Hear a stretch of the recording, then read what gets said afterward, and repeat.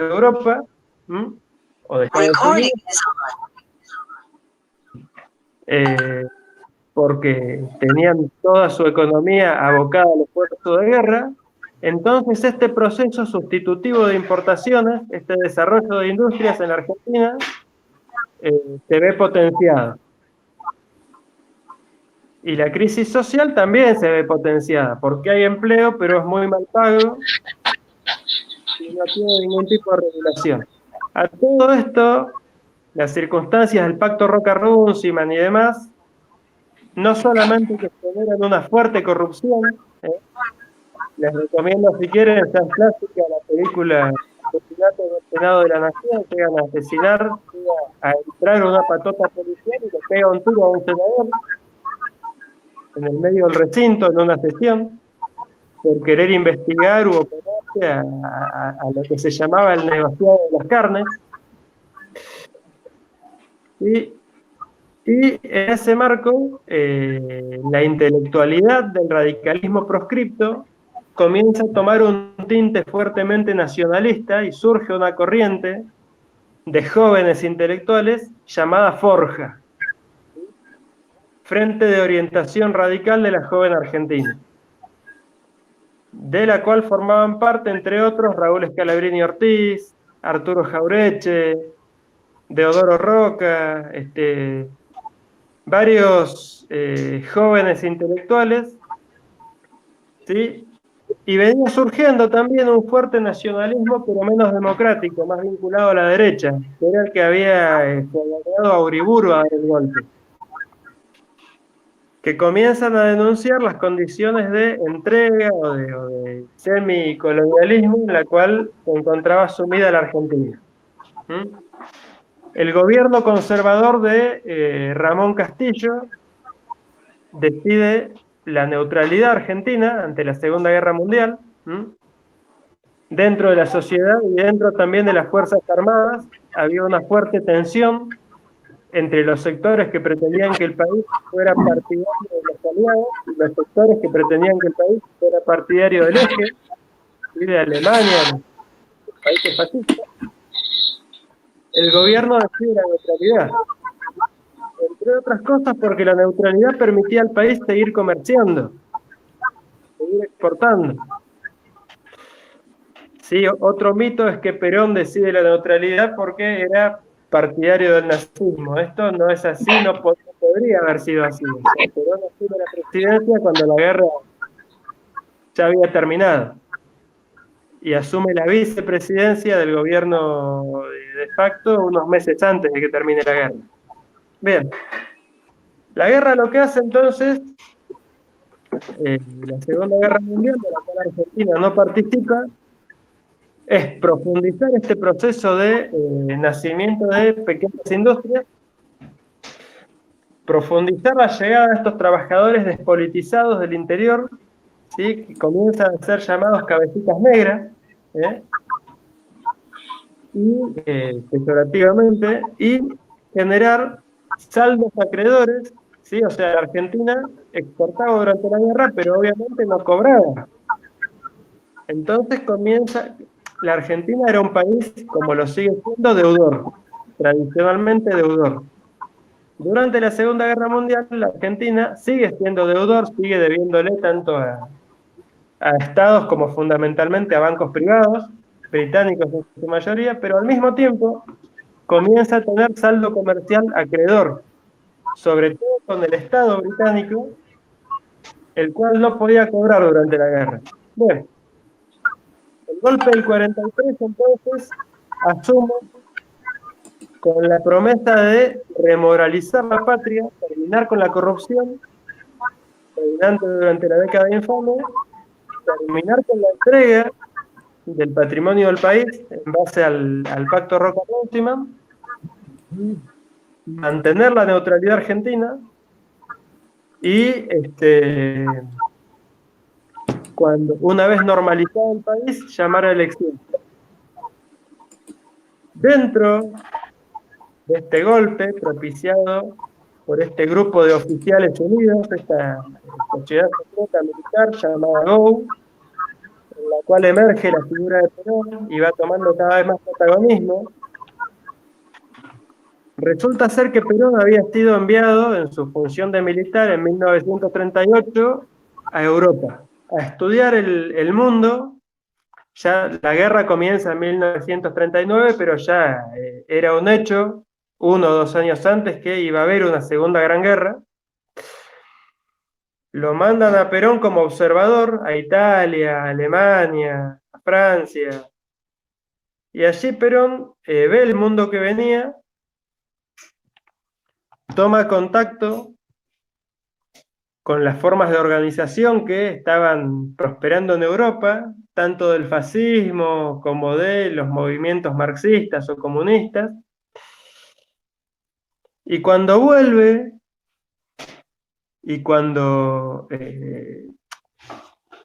se produce el golpe, del cual en la organización del GOU había sido uno de los impulsores y uno de los protagonistas, cuando le preguntan qué cargo quería, Perón pide el Departamento del Trabajo. Y se le ríen, obviamente, o sea, no, el arco político argentino, tanto civil como militar, no le daba ninguna importancia. O sea, esta idea de que el Estado tenía que comenzar a regular las relaciones de trabajo, que ya estaba vigente en Europa, en la Argentina no le encontraban significado. Y fíjense que era un departamento, o sea, ni siquiera tenía rango de dirección, de secretaría, de ministerio como es ahora, era un departamento, nada más, Departamento del Trabajo. Perón desde ese cargo, comienza a hablarle a los trabajadores y comienza a regular las relaciones de trabajo y a desarrollar desde el Estado políticas públicas que tenían que ver con mejorar las condiciones de vida de este nuevo sujeto colectivo que era el trabajador, al cual no se había tenido en cuenta hasta el momento como actor político. ¿Cuáles son estas medidas? Bueno,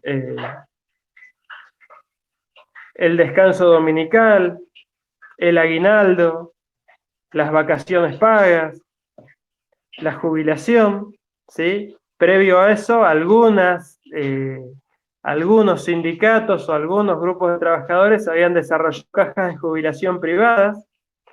Perón, desde su puesto en el Departamento de Trabajo, que lo va convirtiendo en dirección y después en secretaría, trae a la Argentina el concepto de previsión social, la idea de que el trabajador necesita ir aportando durante sus años activos para luego tener un derecho a una jubilación, y comienza a desarrollar mejoras salariales. Y una de las primeras medidas, que además es la que más molesta a los factores de poder, es la regulación del trabajo agrario, ¿sí? El Estatuto del Peón Rural. Piensen que en esa época Argentina todavía estaba dentro del modelo agroexportador, si bien ya se había agotado, una buena parte de los trabajadores eran peones rurales y no estaban sometidos a ningún tipo de regulación por parte del Estado. Por lo tanto, la explotación era casi total. La explotación por parte de los patrones, de las patronales. Con lo cual, este oscuro militar prácticamente desconocido, como era Perón, comienza a emerger como un líder político de masas, comienza a ser seguido por una gran cantidad de trabajadores, sobre todo por esos trabajadores que no se veían representados o interpelados por los sindicatos que existían hasta el momento, que eran de ideario, como les dije antes, comunista, socialista o anarquista. O sea, sobre todo el Cabecita Negra comienza a seguir a la figura de Perón, pero también muchos trabajadores provenientes del flujo migratorio aluvional, como se le llamaba, el flujo externo, europeo, en su mayoría. Bien, esto comienza a preocupar, por supuesto, a los sectores dirigentes de la economía, sobre todo a los dirigentes del agro, pero también a algunos grandes industriales, algunos que ya había, Si bien la industria no estaba muy desarrollada, pero ya existían algunas industrias grandes y ya existía la Unión Industrial Argentina, que en general se componía y se sigue componiendo por representantes de las grandes industrias, no de las industrias pequeñas. Y con el terremoto de 1944, ¿sí? En enero de 1944 hay un terremoto que destruye casi en su totalidad la ciudad de San Juan, dejando más de 10.000 víctimas. Enseguida, tanto desde el gobierno como desde otros grupos, se comienza a organizar la tarea de reconstrucción y la solidaridad para con las víctimas. Y ahí emerge, como parte de una asociación de actores y de locutores de radio, la figura de Eva Duarte, que enseguida es una de las que encabezan desde la sociedad civil estas tareas, y conoce y cautiva a Perón y comienza a ser su compañera y su sombra, y a profundizar en este vínculo de Perón con los trabajadores y con los sectores subalternos, si se quiere, o con los sectores vulnerables, diríamos hoy. Bien, Perón, además de la Secretaría de Trabajo, o sea, además de convertir el Departamento del Trabajo en Secretaría de Trabajo y Previsión y comenzar a desarrollar desde el Estado esta nueva orientación, se convierte al mismo tiempo en ministro de Marina, ministro de Guerra y Marina del gobierno de facto, y luego en vicepresidente, ¿sí? O sea, tenía 3 cargos. Además, era un líder político de masas, cosa que los militares que estaban en el gobierno no eran, ni querían ser. Comienza a preocupar, a generar preocupación y temor entre los sectores dominantes tanto de la economía como de la política, esta nueva aparición. Y obviamente, por su vínculo que construye con los trabajadores y por el intento de que el Estado de alguna forma reconociera y les diera cobertura y contención a los sindicatos, que hasta entonces se venían desarrollando por fuera de la legalidad, comienza a ser acusado de fascista, porque el que había organizado, digamos, el modelo de organización sindical de un sindicato único por rama y por actividad venía del fascismo italiano. ¿Sí? Bueno, en el año 1945... Gonza, Sí, antes que siga avanzando, te transmito algunas preguntas. sí, por favor. Te dejo ahí en suspenso en el 45. Ana María Altuna pregunta, quería saber si la sustitución de importación no comenzó en 1914 con la Primera Guerra Mundial. Sí, muy tibiamente en 1914, pero en los 20 con el Triángulo de Capitales prácticamente se interrumpe y retoma con mayor fuerza en el 30. Pues la sustitución de 1914 fue de emergencia, si se puede decir. Después, cuando el país vuelve al circuito, el país nunca se va del circuito de comercio internacional, pero cuando los europeos, la industria europea y norteamericana, que era mucho más competitiva, vuelve a ofrecer importaciones, la incipiente industria argentina prácticamente no compite. Esto no quiere decir que algunas empresas no logren sobrevivir y posicionarse, pero como proceso económico, digamos, de envergadura, se dice que comienza en el 30 de forma espontánea y que con la presidencia de Perón comienza a ser una sustitución de importaciones inducida y promovida y orientada por el Estado.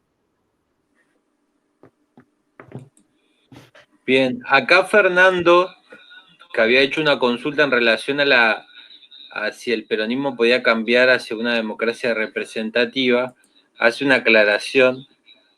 Dice, mi consulta iba orientada a unos textos de Guillermo O'Donnell en el que habla de democracias delegativas y en la misma el peronismo está redondito en ese encuadre de características.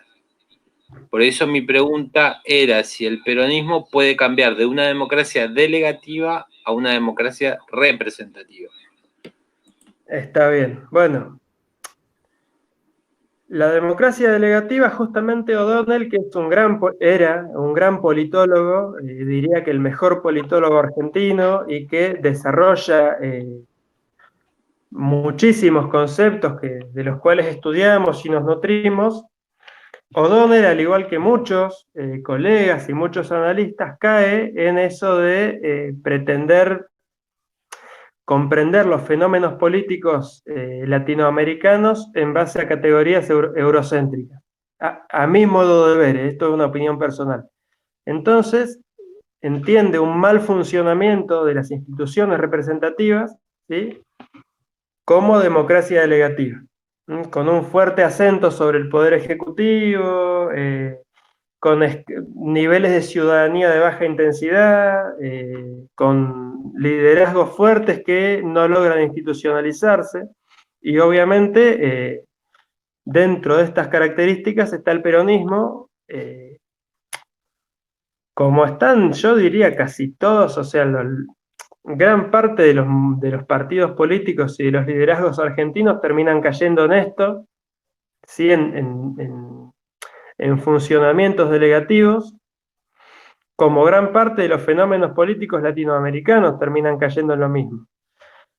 Entonces, en todo caso, hablar de democracia delegativa es decir que la democracia representativa no funciona como debería. O sea, es colocarse en un lugar de política prescriptiva, de política normativa, de un deber ser, y mirar que el ser, la realidad de los hechos, no funciona como, entre comillas, debiera. Yo creo humildemente, y con todo el respeto que me merece Guillermo O'Donnell, que deberíamos hacer un esfuerzo por entender el funcionamiento de la política tanto en Argentina como en nuestro continente con categorías más propias.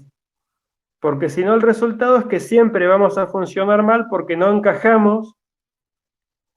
Yo creo que por particularidades históricas y de la cultura política, por la conformación histórica, la manera en que históricamente se conformaron nuestros estados, nuestras democracias, nuestros movimientos políticos, nuestra población misma, obviamente no fueron las mismas que la forma en que se conformó el Estado-Nación en Europa. Por lo tanto, las demandas son otras, las características de las instituciones son otras, y difícilmente, esto creo yo, es una opinión personal, difícilmente un modelo que funcionó bien en Francia o en Inglaterra funcione bien de la misma manera calcado en la Argentina, o en Brasil, o en Bolivia, o en Venezuela. Entonces, ahora, si queremos entender el funcionamiento de nuestras instituciones políticas, nuestros movimientos políticos, con esas categorías, y siempre nos va a dar que funciona mal. Y la respuesta termina siendo que naturalmente somos malos, o somos mediocres, o somos antidemocráticos como pueblo. Yo creo que en todo caso tendríamos que permitirnos poder pensar que la representación se ejerce de otra forma, no necesariamente de la misma manera que en otras latitudes, y a partir de ahí podríamos analizar y tal vez ser más comprensivos con nuestros fenómenos políticos. Porque en el mismo vicio de delegativo, de populista, se lo encuadró también a Hipólito Yrigoyen, antes que Perón. Por ejemplo, y algunos lo quisieron tildar, ahora uno se ríe, pero en la época de Alfonsín, algunos lo quisieron tildar a Alfonsín de populista. Y nosotros lo miramos ahora con los ojos de hoy y era súper institucional Alfonsín. Tal vez lo más cercano que tuvimos a una democracia representativa plena en términos de O'Donnell. Entonces, yo valoro el concepto de democracia delegativa, pero no es una forma de gobierno. Cuando hablamos de democracia representativa, hablamos de una forma de gobierno. O de una forma del régimen democrático. Cuando hablamos de democracias delegativas, en todo caso hablamos de situaciones donde la democracia representativa funcionaría mal. Y se lo tilda peyorativamente como delegativo. No sé si fui claro, Fernando. Bien, mientras responde Fernando si fuiste claro o no, Oscar Arnaudo pregunta, a mí lo que me llama la atención del movimiento es que la clase obrera se haya encolumnado atrás de un militar, más como venía siendo vista la casta militar precedente. Y bueno, sí, esto llama mucho la atención. El tema es que la figura de Perón no aparecía justamente como un militar más. No aparecía un oficial acartonado, formal, aristocrático, que toma el poder. Aparecía como un líder que les hablaba a los trabajadores y que era el primer gobernante argentino o el primer funcionario argentino, porque todavía no era gobernante, que les había hablado a los trabajadores. O sea, su experiencia en Europa le había permitido entender que el trabajador y el trabajo organizado en sindicatos era un sujeto político que había llegado para quedarse y que buscaba su representación. Y al resto del arco político argentino no se le ocurrió, no vio el fenómeno emergente. El que lo vio fue Perón. Y el arco sindical argentino, que venía existiendo, no vio las particularidades del trabajo argentino. Quería hablarle a los trabajadores argentinos con categorías vigentes en otras latitudes, con otro tipo de problemática. Entonces el primero que interpela eso es Perón. Y esa es la genialidad de Perón como líder político. Después uno puede ir a leer la doctrina peronista, puede estar de acuerdo o no en algunas cosas, no en otras. Pero yo creo que la persistencia del peronismo como fenómeno político se debe justamente a que logró interpelar no solamente desde lo racional, discursivo, sino también desde lo emotivo al colectivo de los trabajadores. Yo creo. Bien, Fernando dice, totalmente claro, Gonzalo, un crack, dice. Bueno, o dónde yo trato de hacer lo que puedo, gracias. Me hizo Dice, reír. bueno, estaba muy serio. No sé si el mismo Fernando o es otro, pero dice, ¿por qué todos los gobiernos argentinos les ha costado tanto dejar de ser un país productor de materias primas y poder empezar a exportar materia con valor agregado? ¿Por qué esto sigue pasando aún hoy? Oh, yo puedo aventurar alguna conjetura, pero es un tema que los historiadores económicos y los analistas no logran explicarse. Yo creo que hay una sumatoria de factores, pero fundamentalmente que no se logra dejar de ser exportador de materias primas y pasar a ser exportador de tecnología o de productos con valor agregado en un lapso de gobierno. Los países que han logrado eso tuvieron políticas de Estado sostenidas a lo largo del tiempo, cosa que la Argentina no ha tenido, por ese péndulo cíclico que se profundiza con el peronismo y el antiperonismo, pero que en realidad viene de mucho tiempo atrás, si se busca federales y unitarios, conservadores y radicales. ¿Sí? Los gobiernos peronistas en general buscan llevar adelante justamente políticas industrialistas y políticas de pensar al país como productor de tecnología, y después son sucedidos por gobiernos de signo liberal, en general en lo económico, que o sea, que no solamente que no sostienen esas políticas, sino que las desandan, vuelven atrás en muchos aspectos. Entonces, de esa manera nunca se va, o sea, hasta que no se supere ese empate de fuerza y no haya alguna política de Estado sostenida, no se va a lograr cambiar de modelo. No hay manera. Después podemos ver. Una pregunta compleja. Sí, decime. Omar, no, pero termina, ¿querías decir algo más? No, digo que después se puede ser más o menos crítico de la forma en que el peronismo intentó industrializar el país. Pero más allá de eso, con una política económica y social totalmente cíclica, es muy difícil o es imposible pegar ese salto. Bien, Omar Páez pregunta, la crisis del 30 y del modelo agroexportador, ¿cómo impactó en el plano social? Y en el plano social, como dije antes, con una mayor explotación de los trabajadores, que se tradujo en condiciones de vida más críticas de lo que eran antes todavía. Una fuerte desigualdad, caída del poder adquisitivo, obviamente del salario, un trabajo desregulado, hacinamiento. Pensemos que el Estado, la única política pública universal que había era la educación primaria, que fue un gran logro de la generación del 80. ¿Sí? Del cual también formó parte antes de eso Sarmiento y del cual también formaron parte los gobiernos radicales y todos los gobiernos en lo sucesivo. Ahora, después no había salud pública o había muy poca salud pública. No, o sea, no se la pensaba tan bien. El primero que piensa la salud como política de Estado es Perón, justamente, en términos universales. No había vacaciones, no había jubilación, o sea, el mercado de trabajo estaba totalmente desregulado. Es una cuestión de negociación individual entre el trabajador y el patrón.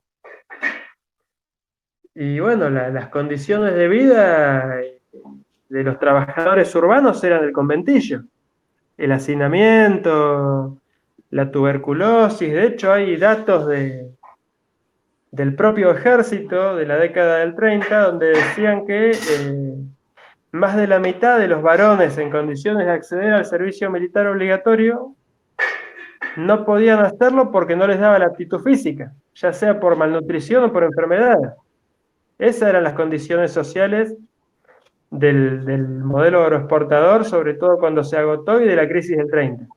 Y un aumento de la conflictividad social, obviamente, muy motivada por ese ideario socialista o anarquista que traían los trabajadores provenientes de Europa, que era duramente reprimida, o sea que no era escuchada ni siquiera por los gobiernos radicales, por más que habían llegado con una consigna de pensar un Estado neutral y un Estado árbitro. La realidad es que los factores de poder real llevaron a Irigoyen, que venía con consignas sociales, accedió al gobierno con consignas sociales, y lo llevaron, sin embargo, a reprimir duramente las protestas. En la Patagonia, en el Chaco, en los talleres Bacena de Buenos Aires, más allá de las buenas intenciones que yo creo que las tenía, pero terminó viéndose obligado a ceder a los poderes reales. Esas eran las condiciones sociales en la década del 30 y antes, lo cual se fue profundizando, obviamente. Oscar Maldonado pregunta, ¿se podría decir que el peronismo retomó algunas ideas socialistas y comunistas? Bueno, el peronismo hace una síntesis. Como dije antes, es la única doctrina política elaborada en la Argentina. Y hace una síntesis, toma algunos conceptos, sí, del socialismo, pero el peronismo se define como un movimiento nacional, ¿sí?, popular, humanista, socialista y cristiano. O sea, fundamentalmente toma conceptos del socialismo cristiano, que había elaborado la Iglesia Católica en respuesta, si se quiere, al marxismo. Sabemos que el marxismo es internacionalista, o sea, es un socialismo comunista, internacionalista y ateo, y materialista. El socialismo cristiano, o católico, si se quiere, pretende funcionar en un marco de propiedad privada, de iniciativa individual, pero regulada por el Estado, con un componente religioso y no internacionalista, digamos. Y el peronismo toma muchos conceptos de ese socialismo católico, toma conceptos también del socialismo, de la socialdemocracia europea, eh, elabora una síntesis con características propias, eh, porque es socialista pero es anticomunista. De hecho, Perón, una de las críticas que se le hace en sus dos primeras presidencias es que es muy duro con la oposición comunista. Incluso encarcela a algunos líderes opositores. Pensemos en el mundo de la época también, ¿eh? O sea, esto mismo se hacía en Estados Unidos. Pero eso no quiere decir que sean prácticas justificadas, para nada. Entonces es muy, muy particular como fenómeno político y como teoría política, justamente Perón le llama tercera posición a eso, ni yanqui ni marxista, va a decir. Pensemos que después de 1945 las potencias vencedoras de la Segunda Guerra Mundial dividen el mundo en dos bloques, un bloque bajo la órbita de la Unión Soviética, con signo comunista, y un bloque bajo la órbita de Estados Unidos, con signo capitalista, y Perón pretende situarse, tanto en las relaciones internacionales como en política interna, en una tercera posición. Perón va a decir ni el liberalismo puro de la explotación del hombre por el hombre, ni tampoco la explotación del hombre por el Estado o por la clase. Perón decía que el comunismo al estilo soviético era explotación también. Y pretende inaugurar una posición intermedia o superadora de esa dicotomía. Y decía que el peronismo no era ni izquierda ni derecha. Por eso es tan complejo entenderlo también. Porque en general estamos acostumbrados a pensar la política en el espectro ideológico izquierda, centro, derecha. Y el peronismo no es ni una cosa ni la otra. Páez Omar consulta si existió una relación de apoyo de la Iglesia a Perón o al peronismo en un principio y luego no. Sí, es así, fuertemente. El golpe del 43 tuvo apoyo de la Iglesia, y el peronismo en sus primeros años, durante toda la primera presidencia de Perón, tiene apoyo de la Iglesia. El tema es que la relación se va resintiendo lentamente, entre otras cosas por la emergencia de la figura de Eva, que tenía un contenido más revolucionario, mucho más revolucionario si se quiere que el de Perón desde el punto de vista social, mucho más igualador, donde logra instalar leyes y prácticas que en aquel momento eran mal vistas por la jerarquía de la Iglesia, que se oponía fuertemente, como ser el voto femenino, como ser el reconocimiento civil de los hijos extramatrimoniales. Pensemos, no estamos tan lejos en el tiempo, 1951 o 1949, cuando se sanciona la Constitución peronista. Hasta ese momento los hijos que no eran concebidos dentro del matrimonio, o sea, los hijos se dividían en hijos legítimos e hijos ilegítimos o extramatrimoniales. El hijo extramatrimonial no tenía ningún derecho ni a llevar el apellido del padre ni a heredar, a no ser que fuera reconocido por el padre en algún momento. Y si era reconocido, igualmente heredaba menos que los hijos concebidos dentro del matrimonio. A su vez, esos hijos extramatrimoniales, es horrible lo que voy a decir, de acuerdo a la forma en que fueran concebidos, se clasificaban en hijos naturales, hijos adulterinos. El hijo natural era el hijo de madre sola, de padre desconocido. Hijo adulterino era el hijo de otro padre, donde uno de los dos padres eran casados en matrimonio con otra persona. Hijos sacrílegos, el hijo concebido por un cura y por un religioso o por una monja, e hijos incestuosos, y con ese mote lo anotaban al chico en la partida de nacimiento. ¿Sí? A eso le pone fin el peronismo a instancias de Eva, por ejemplo. ¿Sí? La patria potestad compartida. eran cosas que la iglesia de esa época no consentía ni autorizaba. Y después hay una cuestión menos ideológica y más material, y es que ni bien asume Perón el gobierno, Eva, que ya se había convertido en lideresa social, casi a la par del marido, crea la Fundación de Ayuda Social Eva Perón. Sí, hasta ese entonces la ayuda social no tenía nada que ver con el Estado.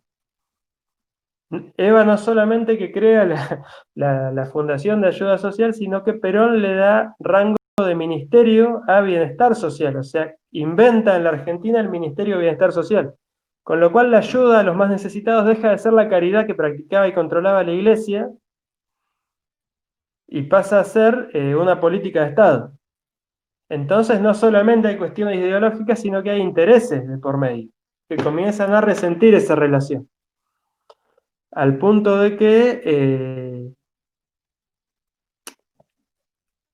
en 1955, cuando un golpe de Estado logra derrocar a Perón en su segunda presidencia, la Iglesia es protagonista de ese golpe de Estado. Y los aviones de la Marina Naval que bombardean Plaza de Mayo durante el golpe de Estado llevaban inscrita la leyenda Cristo vence. ¿Sí? La relación de Perón con la Iglesia es sumamente conflictiva, o sea, es sumamente dispar. Al inicio del gobierno, ya el gobierno del 43 se había instalado y Perón mantiene la educación religiosa obligatoria en las escuelas públicas. O sea, al principio hay una comunión muy fuerte entre Iglesia y Estado, en algunos aspectos, en lo que tenía que ver con lo cultural, si se quiere. Pero comienza a arrebatarle negocios o cuotas de poder a la Iglesia, por decirlo de alguna forma. La ayuda social y el tema de la filiación. Daniel Alfaro pregunta, ¿existe rasgo de la doctrina peronista o de su ideología en otros países?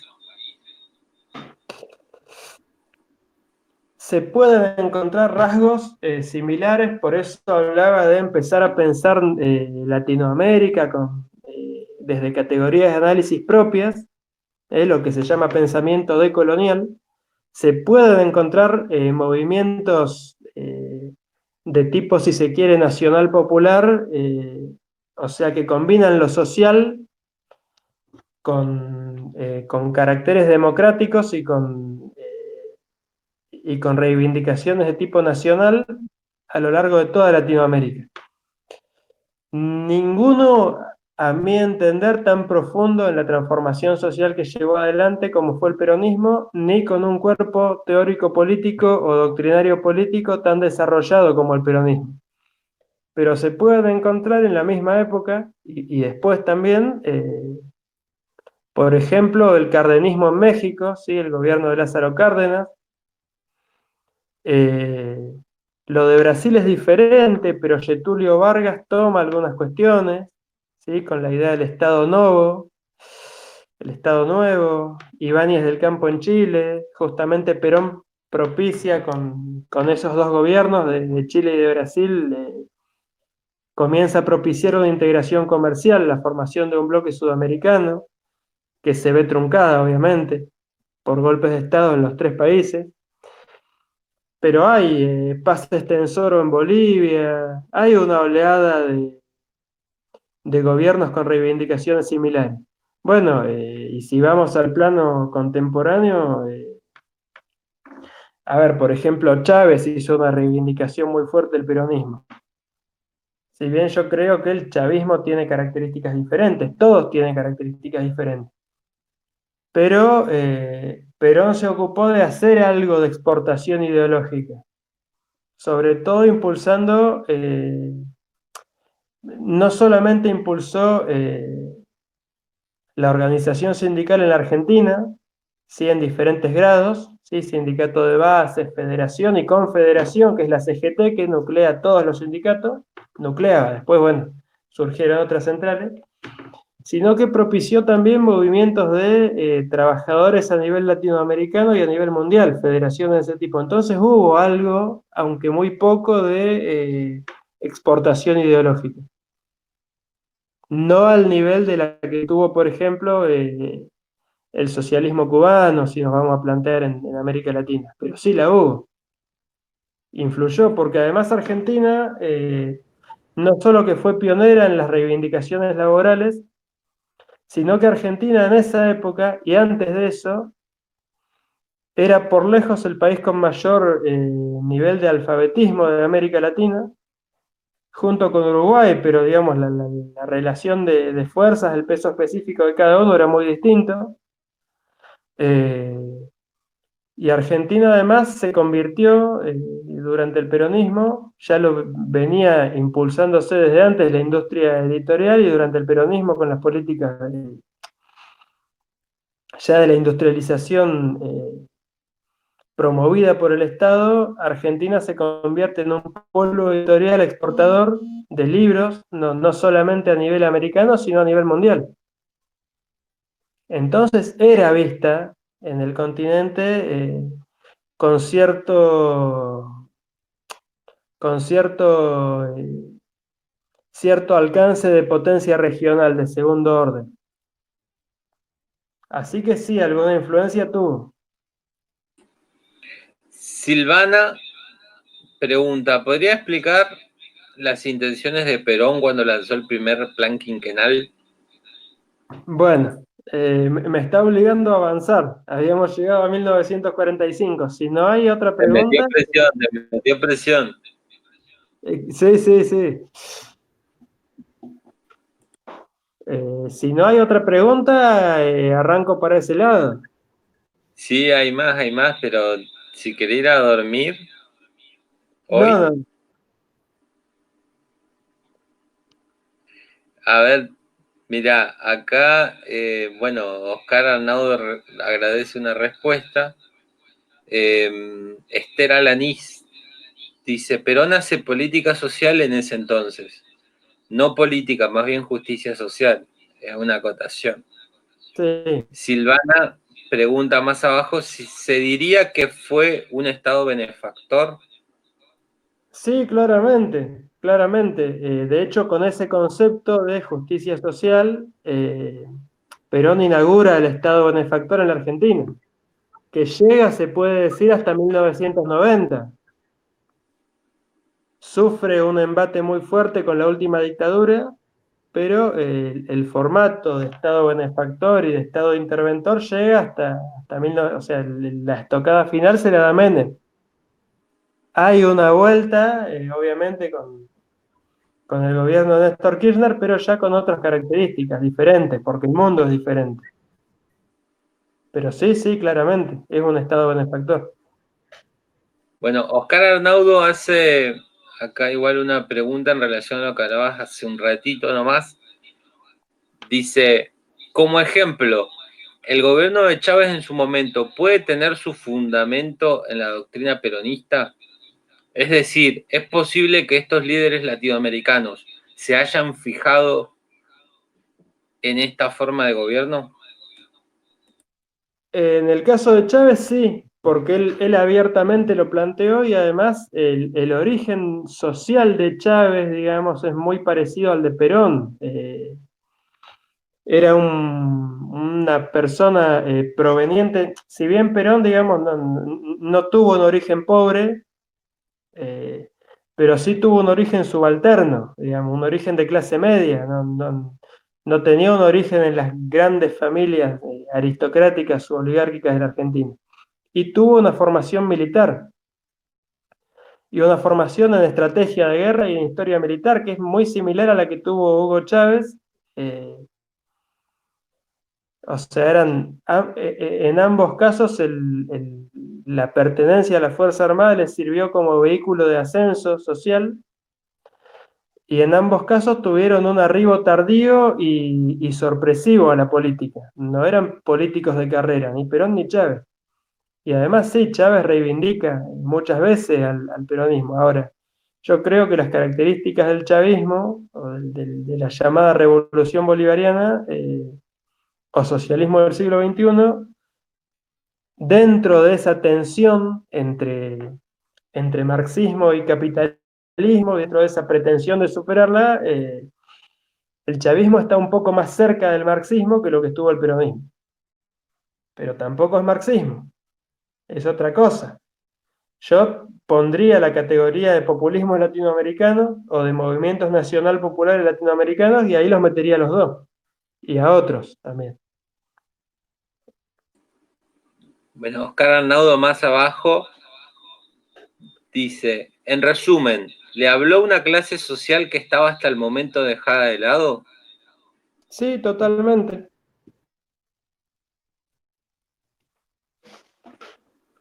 Y Totalmente. ¿ibas a decir algo o no? No, no. Y Oscar más abajo dice, si se tiene en cuenta esa doctrina católica de la cual se nutre el peronismo, ¿quiere decir que no es tan enemigo del capitalismo? Hay una frase de Perón en 1944 en una cena con empresarios, yo no recuerdo si en la Cámara de Comercio, en la Unión Industrial, en alguna institución, en alguna federación patronal, donde Perón va a decir, dicen que combatimos al capital, yo les digo que la historia dirá que lejos de combatir al capital somos su mejor aliado.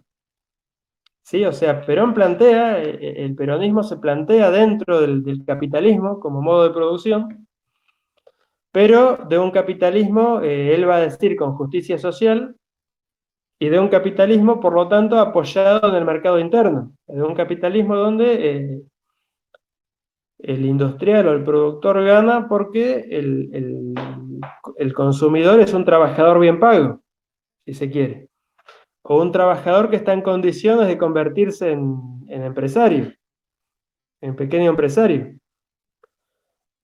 Y va a ser dentro de las muchas, hablar de capitalismo es como hablar de democracia, digamos. Tenemos que abrir un inmenso abanico de variantes. El capitalismo que va a proponer Perón es un capitalismo con una fuerte planificación estatal. Un capitalismo donde volvemos al plano de la doctrina y a esto de la tercera posición. Perón va a decir la economía, el capital al servicio de la economía y la economía al servicio del bienestar social. ¿Sí? Nosotros estamos acostumbrados en nuestra época donde la versión neoliberal del capitalismo es la que más conocemos, a pensar que capitalismo quiere decir un mercado totalmente desregulado y una economía dirigida exclusivamente por los grupos económicos más concentrados. Y en realidad el capitalismo tiene un espectro muy amplio. Sí, es una forma de capitalismo no liberal, si se quiere. Una forma de capitalismo con presencia del Estado, un capitalismo mixto. Bueno, Oscar agrega acá un capitalismo menos ortodoxo. Sí, obviamente, sí. Sí. Carla escribe, el otro día veía un documental de Antonio Gramsci. Sus pensamientos llegaron al peronismo y hasta nuestros gobernantes actuales, se podría decir. Yo no sé si el pensamiento gramsciano tuvo influencia en Perón. Más adelante sí la tuvo. Eh, Cuando hablamos de batalla cultural, por ejemplo, el peronismo de hoy habla de batalla cultural a partir de Cristina Fernández. Sí, ahí en esa noción de hegemonía y contrahegemonía, sí hay una fuerte influencia de Gramsci. Yo creería que en los 40 todavía no, pero es una opinión mía, capaz que sí la tuvo. No, realmente no lo sé a ciencia cierta.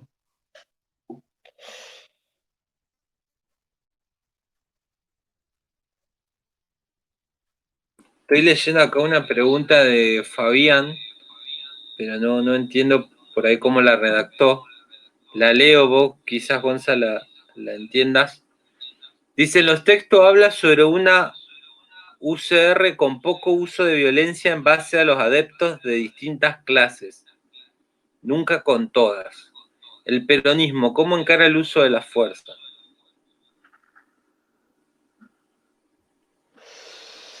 Sí, no entiendo bien a qué se refiere con el uso de violencia por parte de la UCR.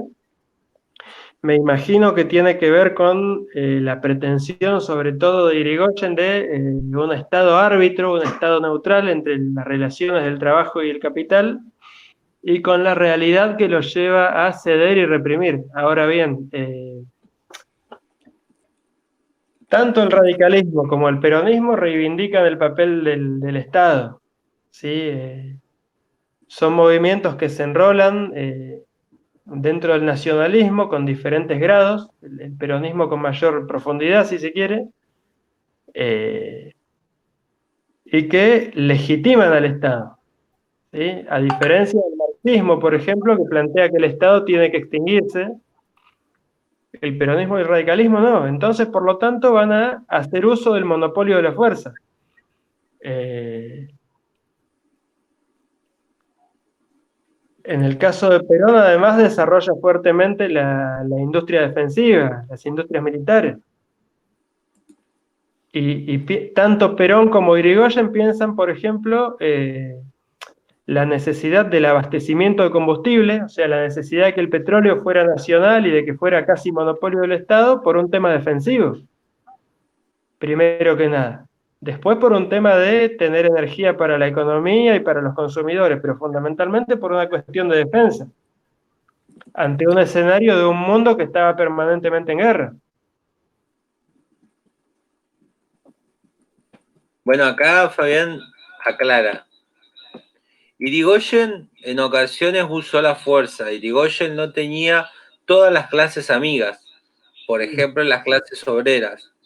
Eran más protegidas si se quiere que el sector medio o sectores altos. Me refería a cómo se manejan las huelgas en el peronismo. Es complejo el tema. Es complejo el tema. Perón lo que hace, una vez que accede a la presidencia, es darle reconocimiento legal a los sindicatos y organizar la actividad sindical, que anteriormente, como estaba por fuera de la legalidad, digamos, los sindicatos eran como cualquier asociación civil, entonces no tenía ningún tipo de regulación. Y acá comienza la idea del derecho de huelga, de en qué condiciones es legítima la huelga y en qué condiciones no. Ahora, saben que Perón impulsa una reforma constitucional que pasa la Constitución del 49, pasa del constitucionalismo liberal a lo que se conoce como constitucionalismo social. Y en ese constitucionalismo social, con un Estado que se plantea como garante del equilibrio y como protector del derecho al trabajo, el trabajo pasa a ser reconocido como un derecho, en esa convención constituyente se debate acerca del derecho a huelga. ¿Sí? La Constitución del 49 no incluye entre sus artículos el derecho a huelga, como sí lo incluye la reforma constitucional que impulsa el gobierno que derroca a Perón, ¿sí? Para justamente poner fin a la Constitución del 49. ¿Por qué no lo reconoce con jerarquía constitucional? Porque decían que el derecho era el trabajo, no la interrupción del trabajo. Sí está reconocido dentro de las leyes de asociaciones sindicales el derecho a huelga, pero como una cuestión secundaria, porque lo que buscaban era componer, era la conciliación, no la huelga. Sí, acá se inauguran las paritarias, por ejemplo, como institución de regulación de las condiciones de trabajo en general, fundamentalmente del salario, pero en general de las condiciones de trabajo. Esa idea de un Estado presente que juntara las partes y que en última instancia resolviera en un sentido de justicia la contradicción entre las partes, se generaliza al mundo del trabajo, pero también al mundo de la economía. Entonces florecen, por ejemplo, las juntas reguladoras para establecer precios, salarios, cupos de producción. Sí, por eso también cuesta comprender este fenómeno dentro de las categorías de democracia liberal o de libre mercado.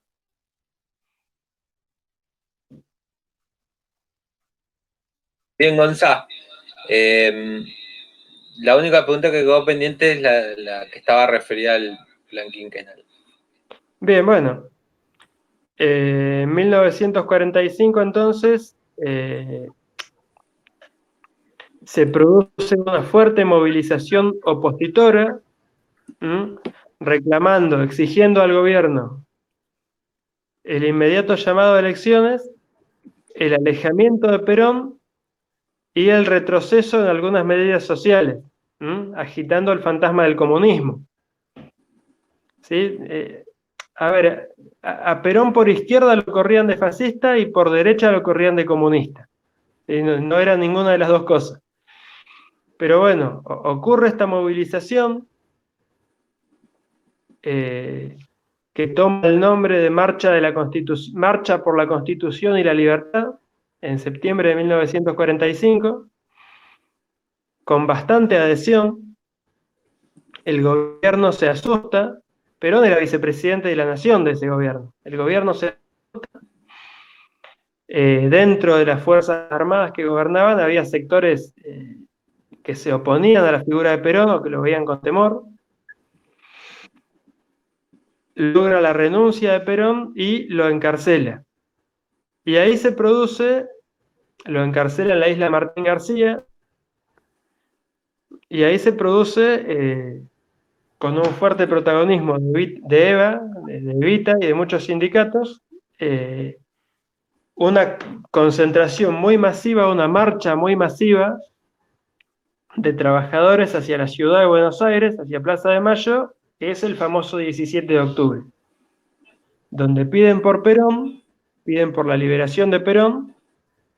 El presidente Farrell, para contener esa cantidad impresionante de gente,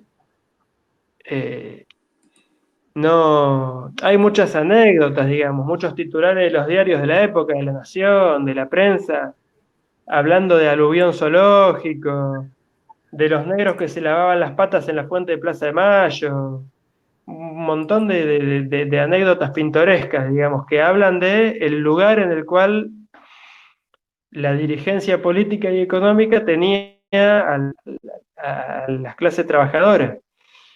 En ese contexto, Farrell le termina pidiendo a Perón, lo termina liberando y le termina pidiendo a la noche del 17 de octubre que le hable a las masas porque no se iban y tenían miedo de que ocasionaran disturbios. Y bueno, Perón le dice que sí, pero con la condición de que haya un llamado a elecciones y de que él fuera el candidato.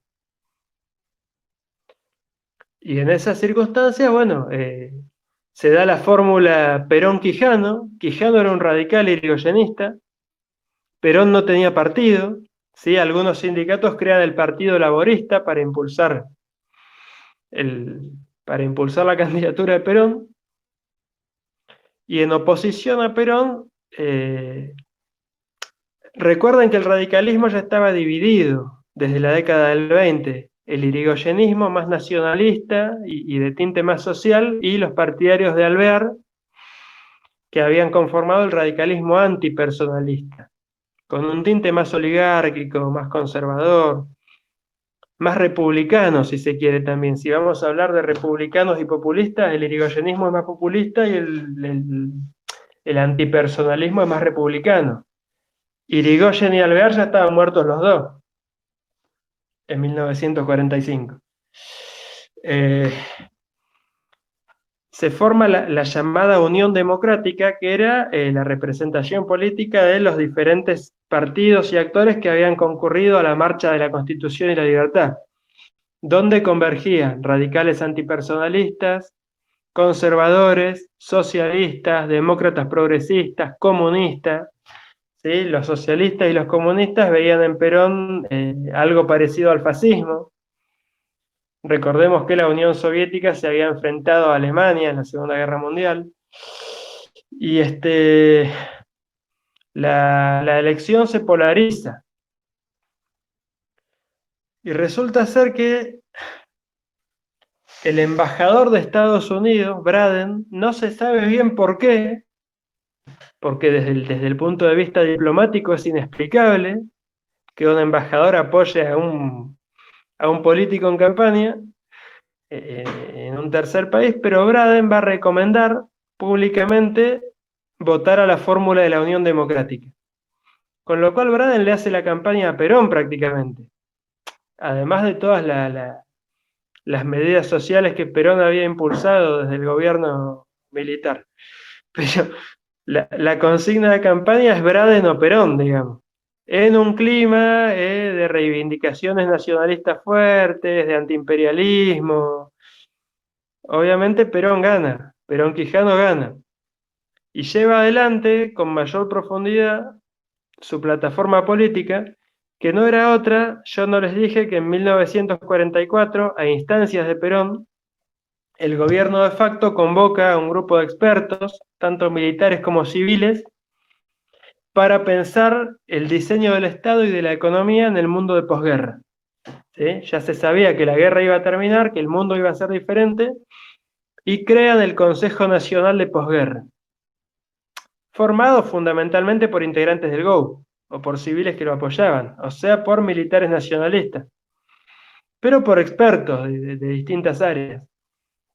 Entonces, el plan quinquenal que va a llevar adelante Perón en su primera presidencia, Perón introduce en Argentina también la planificación, la idea de un Estado que planifique, no solamente que administre, sino que planifique lo económico y lo social. Y lo plasma en el plan quinquenal, en dos planes quinquenales, el primero y el segundo queda inconcluso por el golpe de Estado, que llevan adelante el programa económico diseñado por este grupo de expertos que era el Consejo Nacional de Posguerra. Un poco lo que está armando Alberto Fernández cuando habló de escuchar a los científicos, de pensar, puso al CONICET a investigar la pospandemia, un poco tiene algún parecido a eso, para que nos situemos, digamos. Si se logra elaborar un programa y se transforma en política de Estado, podría salir un plan quinquenal o trienal o de la duración que sea, pero en la época de Perón era totalmente novedoso esto, en la Argentina. Y además de novedoso, era una característica de los gobiernos comunistas, o sea, Stalin en Rusia había llevado adelante planes quinquenales. No era propio de gobiernos que estuvieran de este lado del mundo. Bien. El plan quinquenal fundamentalmente consistía en una ampliación del mercado interno en base a mejoras salariales y en base al lanzamiento de créditos hipotecarios, ¿sí? Créditos para la vivienda propia, ambiciosos planes de obras públicas, tanto de infraestructura, caminos, escuelas, gasoductos. Perón construye el gasoducto más largo del mundo en ese tiempo, que es justamente el gasoducto General San Martín, Comodoro Rivadavia, Buenos Aires, entre otras obras, ¿no? Puertos, aeropuertos, créditos blandos para radicación de industrias, ¿sí? Para la ampliación de las industrias, que en este primer plan quinquenal van a ser industrias livianas, industrias destinadas a producir bienes de consumo, desde lo textil hasta la fabricación de electrodomésticos. Sí, pero eran bienes de consumo, no eran todavía bienes de capital. Sí, todavía no era una industria que produjera maquinaria, o química pesada, o siderurgia, ¿sí? Desde 1930 y hasta el primer plan quinquenal, hasta la finalización del primer plan quinquenal, se va a hablar de la ISI fácil, industrialización por sustitución de importaciones fácil. Fácil porque justamente se trataba de industrias livianas, que no demandan grandes inversiones de capital, ¿sí? Bueno, el primer plan quinquenal, entonces, hablamos de elevación del salario y de las condiciones de vida de los trabajadores para ampliar el mercado interno y para llevar adelante lo que Perón iba a denominar justicia social, como bien dijo ahí una compañera. Fomento desde el Estado a la industria, pero no a todas las industrias, sino con cierta planificación. ¿Sí? Facilitar las condiciones para que se instalen algunas industrias, mayormente o en su totalidad de capitales nacionales. ¿Sí? Hay un fuerte nacionalismo económico.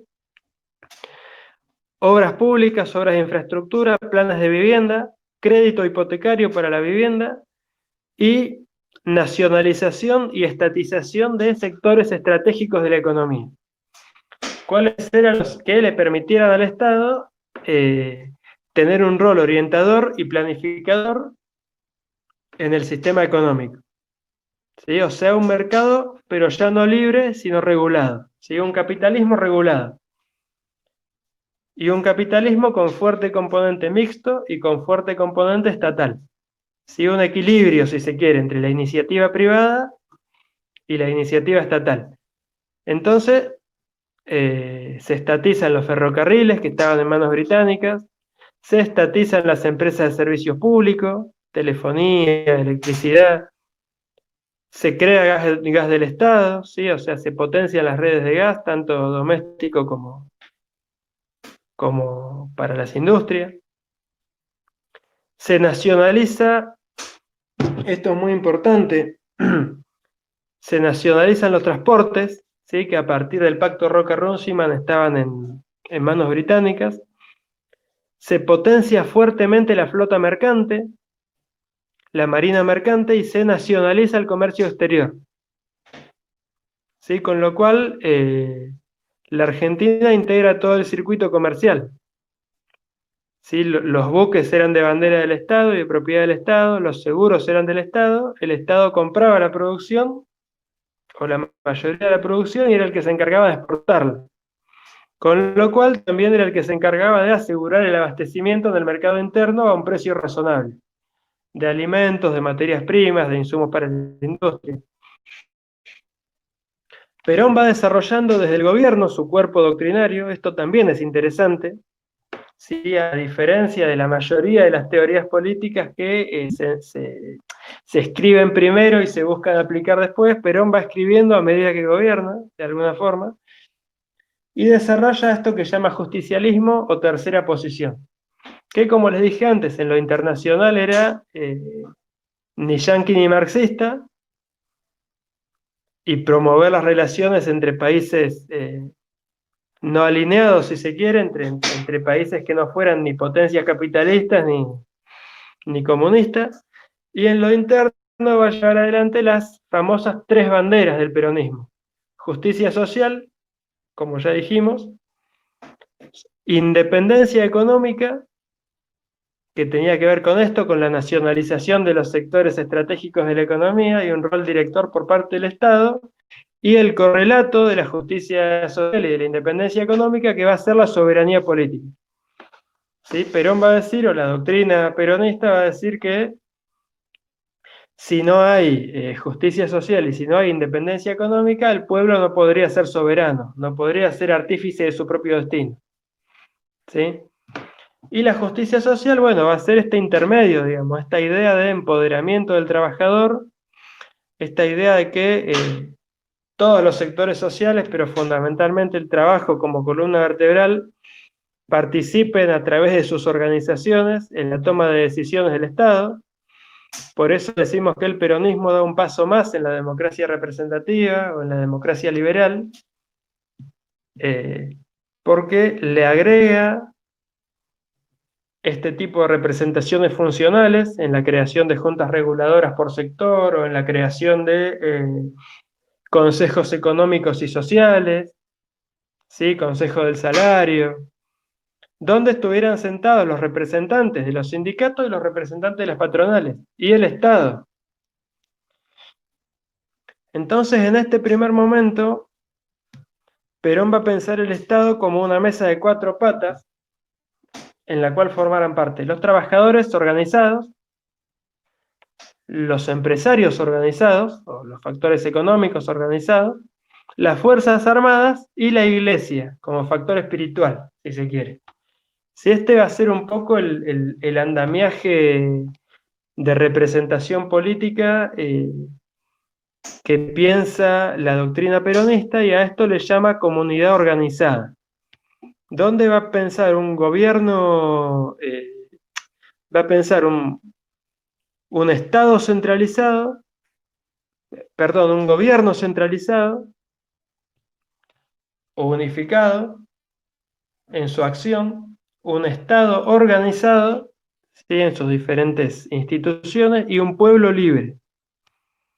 Un poco estas van a ser las premisas o los fundamentos de esta doctrina que se plantea justamente en el discurso que da Perón en un Congreso Internacional de Filosofía que organiza en 1949 y que toma el nombre Comunidad Organizada, de ahí uno de sus libros, que es donde plantea estas cuestiones, y va a tomar forma legal, además de las numerosas leyes, digamos, plan quinquenal, legislaciones laborales y demás, va a tomar formato legal en la Reforma Constitucional de 1949, que, como dije antes, introduce el constitucionalismo social, la idea de planificación económica, la idea de derechos del trabajador, derechos de la mujer y la familia, derechos de la niñez, derechos de la ancianidad, derechos de la cultura, esta idea del capital al servicio de la economía, de la propiedad indelegable del Estado sobre los recursos estratégicos, los recursos naturales, las fuentes de energía, el comercio exterior. Y si bien mantiene las formas representativas, también va avanzando a una democracia social, que no es lo mismo que una democracia socialista. ¿Sí? La democracia social la entendía con un lugar también para lo que llamaba organizaciones libres del pueblo.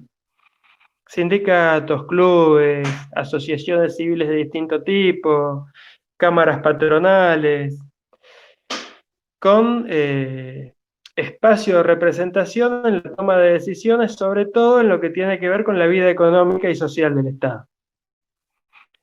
Esto último no llega a implementarse en su totalidad porque pensemos que la Constitución se sanciona en 1949, en 1955 Perón es derrocado en su segunda presidencia, y en 1956, por un decreto, el gobierno de facto deja sin efecto, suspende la vigencia de la Constitución. Sí, entonces no tiene tiempo de llevarse adelante en esta cuestión de las organizaciones libres del pueblo y demás. Otros aspectos de la reforma constitucional en la organización del Estado van a plantear la elección directa del presidente y de los senadores, que hasta ese entonces eran elegidos por colegio electoral, o sea, de manera indirecta. El pueblo votaba al colegio electoral y el colegio electoral se reunía y decidía quién iba a ser el presidente, ¿sí? Colegio electoral, por ejemplo, sigue funcionando hoy en Estados Unidos. No sé si alguno escuchó que el Partido Demócrata sacó un poco más de votos que el Partido Republicano, pero sin embargo el colegio electoral terminó decidiendo que Trump fuera presidente. Bueno, es una forma de combinar el federalismo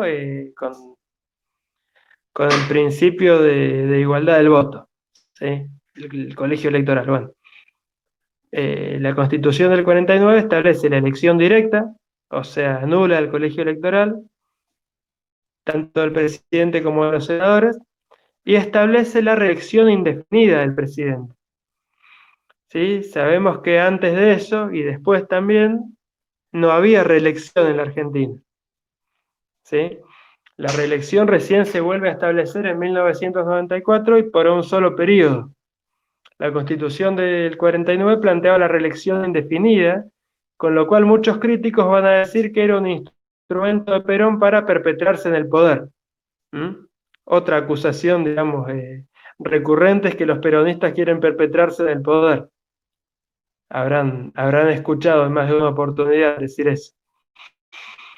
Y una figura muy importante, obviamente, a instancias de Perón, que es el voto femenino. La idea del sufragio femenino también como ampliación de derechos. En estas condiciones, entonces, en 1952, la misma fórmula Perón-Quijano vuelve a acceder a la presidencia, reelecto, con una mayor cantidad de votos. ¿Sí? En el 46 va a sacar el 49% y en el 52 va a sacar el 54%.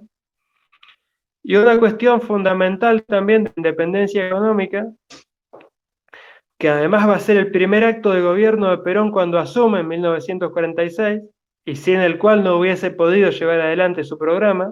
Esto es importante porque además es muy poco mencionado.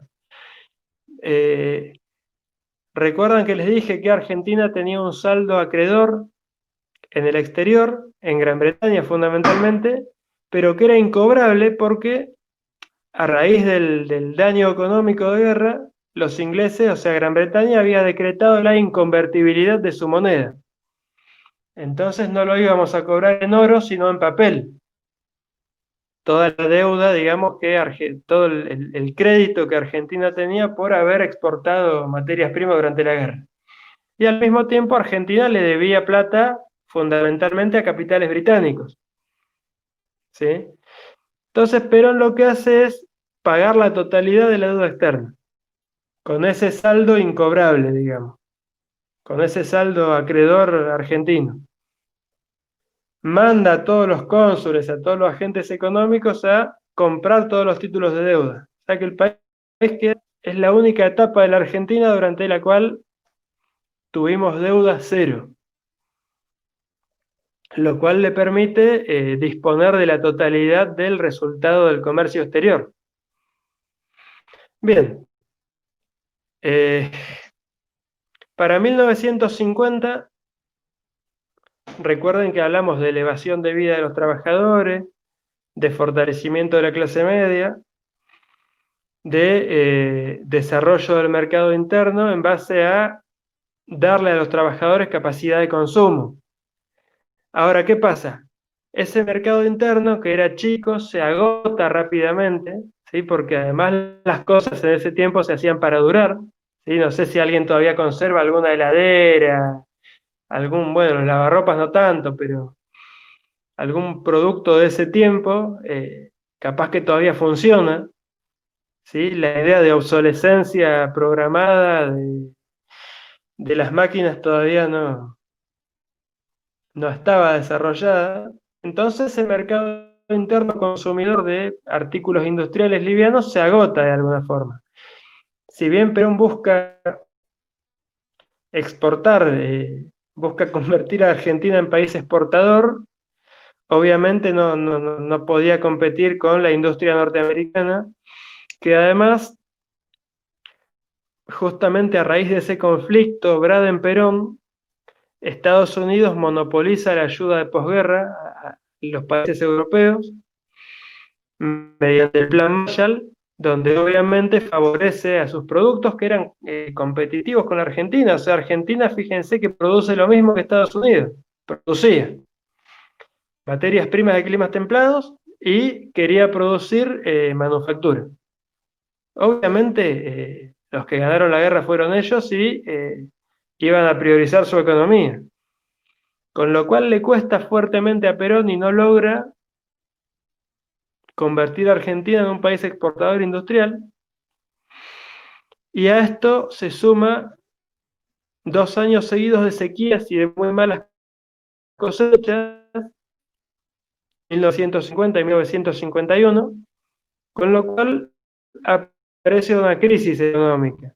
¿Sí? El primer plan quinquenal es un éxito, pero aparece es un éxito en cuanto a que logra cumplir con sus objetivos en el tiempo, en los 5 años que establecía. Pero Perón accede a la reelección, a su segundo periodo, en un contexto de crisis económica, de restricción externa. ¿Sí? ¿Por qué? Porque seguíamos dependiendo de las divisas que ingresaban por la exportación de materias primas, que habían disminuido, y el país al mismo tiempo necesitaba importar mayor cantidad de energía porque tenían industrias mucho más desarrolladas y insumos para esas industrias.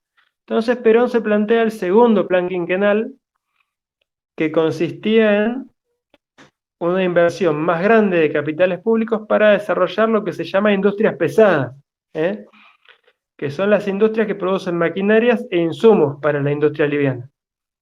La industria automotriz, la industria de autopartes, fabricación de tractores, fabricación de locomotoras, fabricaciones militares, o sea, de defensa, que ya estaban creadas, pero comienzan a fabricar aviones, digamos, cuestiones más complejas, industria química. Para todo esto hacía falta acero, con lo cual tiene que desarrollar la siderurgia, ¿sí? La producción de minas de hierro y la producción, la elaboración de ese hierro para producir acero. Industria petroquímica, aumentar la producción de petróleo. Fíjense que son todas cosas que son lo que se llama industrias de capital intensivo. Requieren grandes inversiones de capital con las cuales el país no contaba. Con lo cual, tiene que acudir a la importación de capitales extranjeros, ¿sí? Para colaborar en el desarrollo de estas industrias, obviamente orientados por el Estado, pero tiene que, o sea, con un discurso nacionalista y de tercera posición, y de ni yanqui ni marxista, igualmente se ve obligado a acudir por ejemplo, a la Ford. Se llama a la Ford a asociarse a instalar plantas en Córdoba para colaborar con la industria automotriz argentina. O a la ICA, ¿sí? El famoso rastrojero, las estancieras de antes, los vehículos de antes. Eran asociaciones de capitales argentinos con extranjeros. Y lo que sí, Gonzalo, hicieron algunas preguntas. ¿Querés que cuando quieras te las transmito? Dale, cuando vos quieras, decime. Oscar Arnaudo dice, sé que la pregunta debe ser grande de responder, pero si tiene que dar un motivo de por qué cae Perón, ¿cuál sería? ¿Un motivo? Por el cual cae Perón, ¿cuál sería?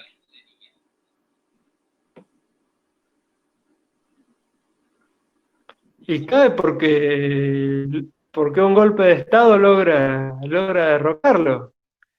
Perón comienza a sufrir golpes de Estado en 1951, sublevaciones militares. Otro en 1953 y dos en 1955, con mucha ferocidad, los de 1955. En junio el bombardeo a Plaza de Mayo, donde mueren más de 300 civiles, y en septiembre ese golpe logra sofocarlo, y en septiembre otro golpe de Estado, que es el que finalmente lo derroca, donde además de más bombardeos sobre la ciudad de Buenos Aires, hay un bloqueo naval y un bombardeo naval a Mar del Plata, y una amenaza de bombardear las destilerías, ¿sí? De Dock Sud, que abastecían de combustible a toda la ciudad de Buenos Aires. Pero además, ¿qué pasa? Esta necesidad de acudir al capital extranjero se plasma también en concesiones petroleras, ¿sí? A la California, a la Standard Oil de California, que Perón pretende asociar con YPF para lograr el autoabastecimiento de petróleo. Y esto hace que el apoyo, que Perón pierda el apoyo de algunos sectores nacionalistas.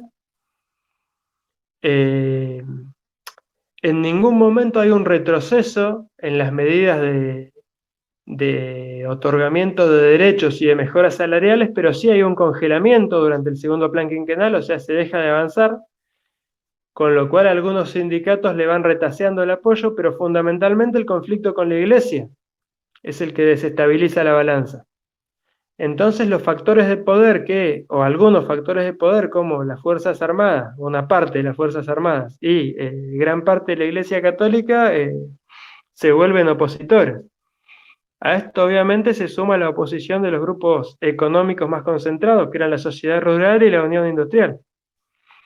Perón va a contar con el apoyo de la Confederación General Económica, que era una cámara empresaria más vinculada a pymes o a empresas industriales vinculadas al mercado interno, y de la CGT, obviamente, y la Confederación General del Trabajo.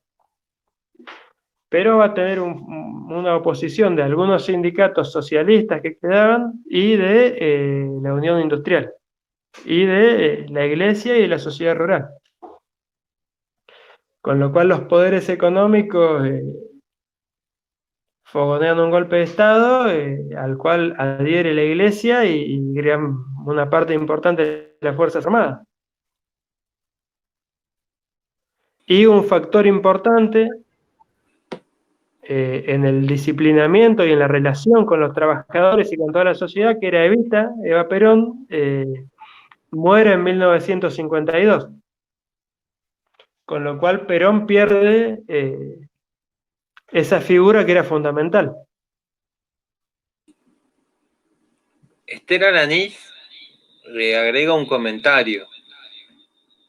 Dice, también nacionaliza el Banco Central en el 46 para que las industrias tuvieran fondos para el desarrollo de las actividades.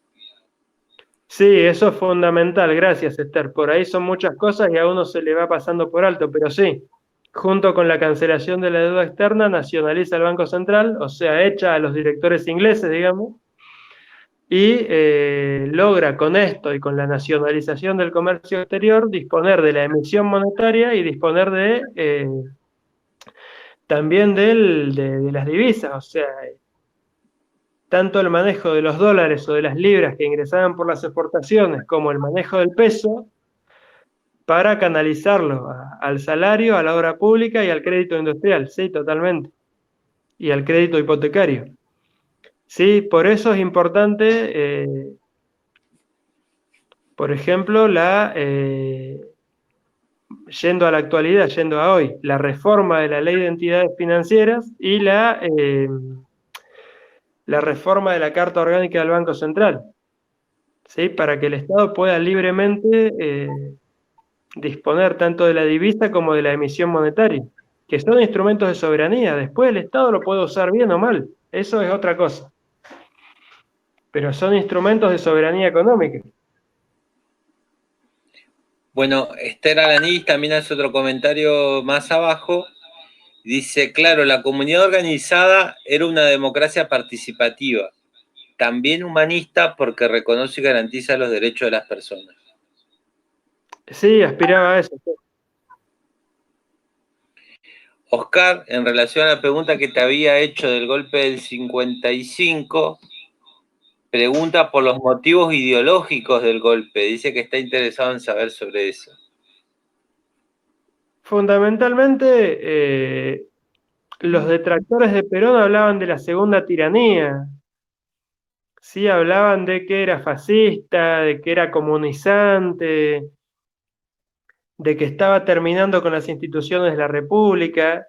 Es cierto que era un gobierno, un liderazgo fuertemente carismático, que ensayaba, digamos, un personalismo muy fuerte, donde además crecía una suerte de culto a la figura de Evita, que estaba embalsamada.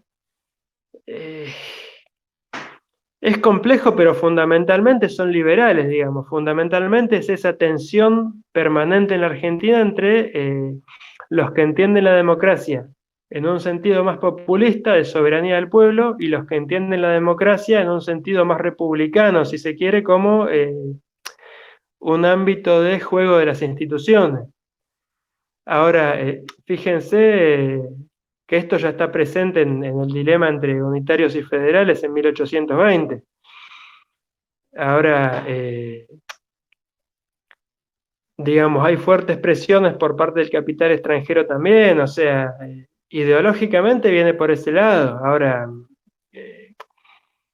convengamos que a la sociedad rural no le gustaba que el comercio exterior estuviera nacionalizado, a la Unión Industrial no le gustaba que se favoreciera el empresariado nacional pequeño, y y a los norteamericanos no les gustaba que Argentina no quiera formar parte del Fondo Monetario Internacional y no, o sea, que no quisiera adherir a los convenios multilaterales en materia de comercio, sino que buscara relacionarse de manera bilateral con cada uno de los países con los que importaba o exportaba. O sea, hay muchos factores en juego.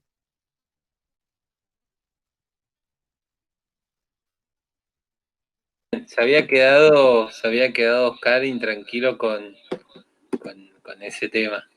Bueno, Ahí contestó, dice, muy buena, así que ahí quedó.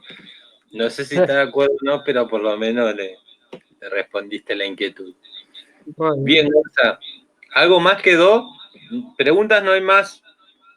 Bueno, no, a ver, obviamente el golpe de Estado es muy sangriento, proscribe al peronismo, anula la Constitución, como ya dije antes, prohíbe incluso hacer alusión a Perón, o sea, hay un decreto del general Aramburu, que es el presidente de facto, que prohíbe hacer mención a Perón, al peronismo, o sea, pretende borrarlo de la historia,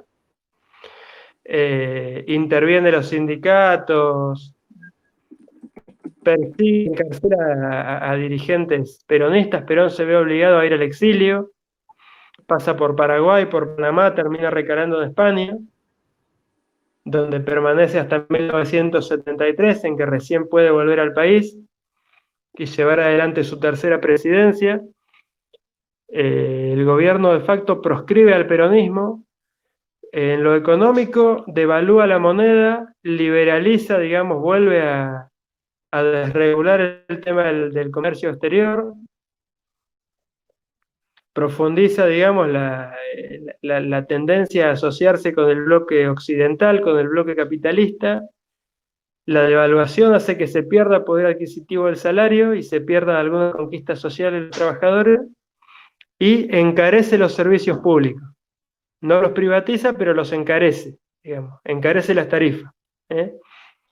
Cualquier semejanza con otros periodos de signo económico liberal es pura coincidencia. ¿Sí? O sea, plantean que había un desequilibrio, plantean que había mucha parte del producto era salario, digamos. Plantean que los trabajadores tenían que ganar menos y que los servicios públicos estaban demasiado subsidiados. Y llevan adelante esas políticas que van generando un creciente descontento en los trabajadores. Y al mismo tiempo, bueno, en 1957 convocan a una asamblea constituyente de la cual participan muy pocos partidos, porque además el partido mayoritario, que era el peronismo, no podía participar, donde vuelve a la Constitución de 1853, pero con algunos agregados, como el artículo 14 bis, o sea, fue tan fuerte el tema de los derechos sociales que no pueden obviarlo. ¿Sí? Si bien logran comprimir en un solo artículo lo que habían sido 5 capítulos de la Constitución anterior, borran el artículo 40, que era el de la propiedad estatal de los servicios públicos y los sectores estratégicos de la economía, si bien siguen siendo estatales, pero deja de formar parte de la Constitución. Y en las elecciones de 1958 llaman a elecciones con el peronismo proscripto, y el peronismo va a permanecer proscripto hasta 1973, en que la creciente conmoción social hace que no quede otra que permitirle a Perón volver al país y permitirle participar en elecciones, digamos, al partido. No a Perón, pero sí al partido, ¿sí? Porque el que gana es Cámpora. Después hay un segundo llamado a elecciones donde triunfa Perón. En el medio de esto, obviamente los peronistas no se quedan tranquilos y se va desarrollando un fuerte movimiento en la clandestinidad que es la conocida como resistencia peronista, ¿sí? Que en un principio es pacífica y después a lo largo de la década del 60 se va radicalizando y algunas facciones de la resistencia van dando lugar al surgimiento de guerrillas, tanto urbanas como rurales. Sí, bueno, finalmente Perón vuelve en 1973, se produce una creciente tensión entre el ala izquierda y el ala derecha del movimiento.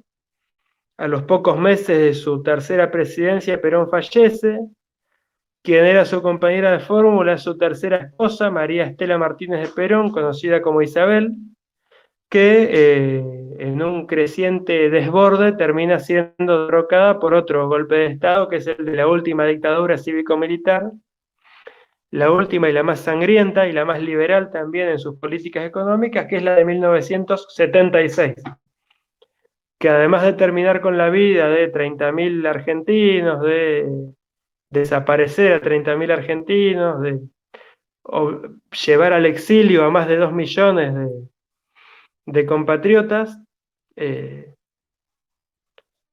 y desarticular el aparato productivo y el poder del salario, lleva al país al desastre de la guerra de Malvinas, digamos.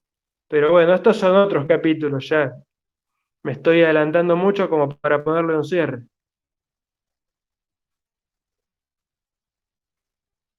Dale, Gonzalo. Igual ha sido, la verdad, que un panorama amplísimo.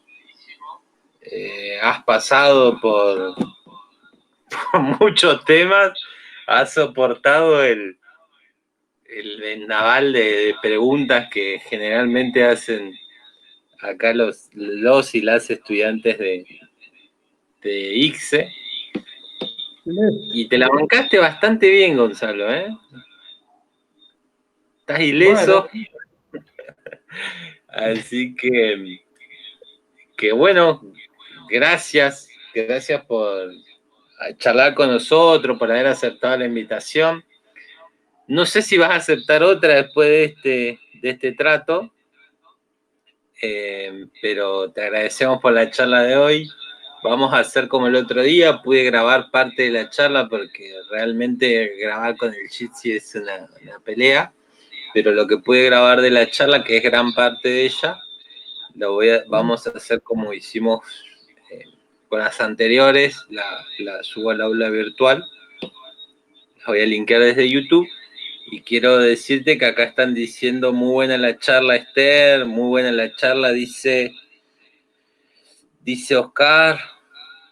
Carla dice genial, muchísimas gracias, excelente profesor. Cristian Gago dice muy bueno. Silvana dice muy buena la charla y más que interesante, gracias a ambos, saludos.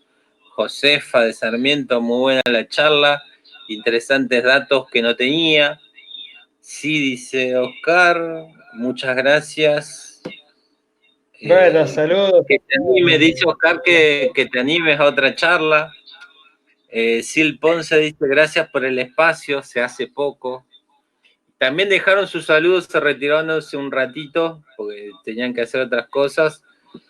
Juan de Misiones, Ana Altuna de Caleta Olivia, dejaron sus saludos también y agradecieron el espacio. Te lo transmito, Bueno. Gonza, para que... Sí, perdón. Dice también acá Oscar Maldonado, muchas gracias por la clase. Y Jorgelina dice saludos desde Zapala, Neuquén.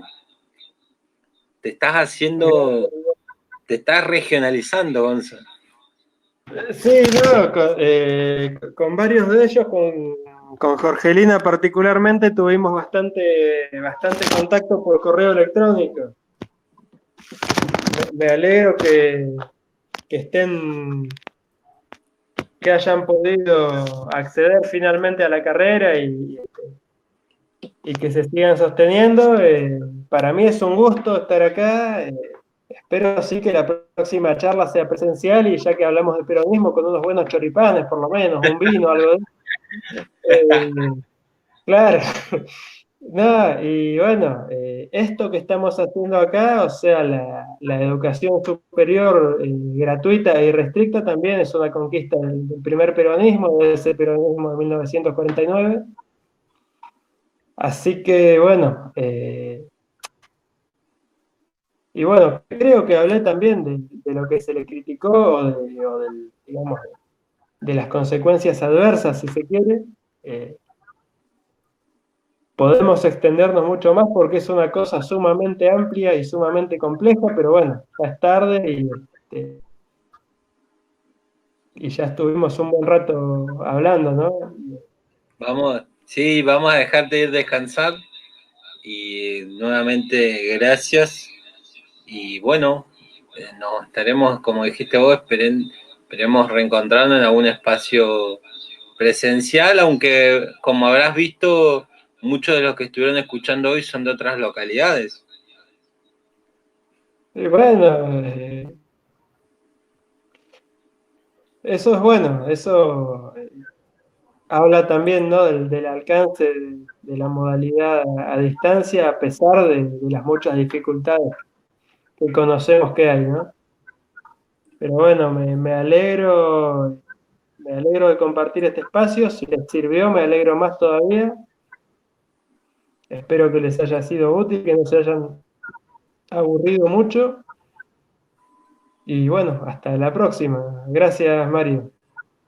Dale un saludo a todos, a todas y nos seguimos encontrando en otro espacio y seguimos en contacto porque ya estamos próximos a cerrar el cuatrimestre, así que vamos a seguir en contacto.